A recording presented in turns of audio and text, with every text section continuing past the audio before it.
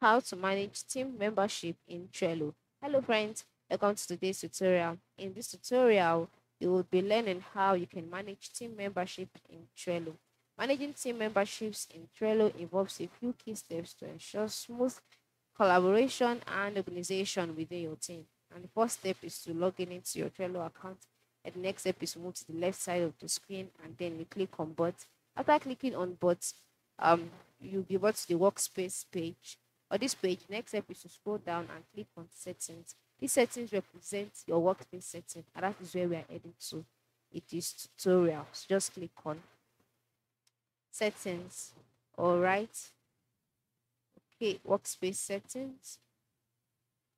Workspace settings. So now once you're on the workspace settings, you can see the settings here. You can see workspace settings. Free workspace settings will be limited to 10 collaborators, etc. Then you can change your workspace visibility if you want. And then you can see workspace membership restriction. At this stage, I must let you know that for you to manage your team membership in Trello, you have to ensure that you are using the paid version, that is the premium version of Trello. If you are using the free version of Trello, you would not be able to manage the team membership.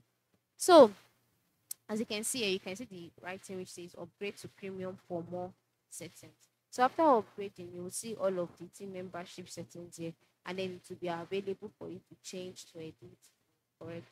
And if I just come over here and do it, so to get the Trello Premium, move to the left side of the screen at the lower part, click on Try Premium Free, and then you'll be directed on what to do. But this is basically how to do it. Ensure you upgrade your account today so that you can manage your team membership settings. Thanks for watching. Have a good day.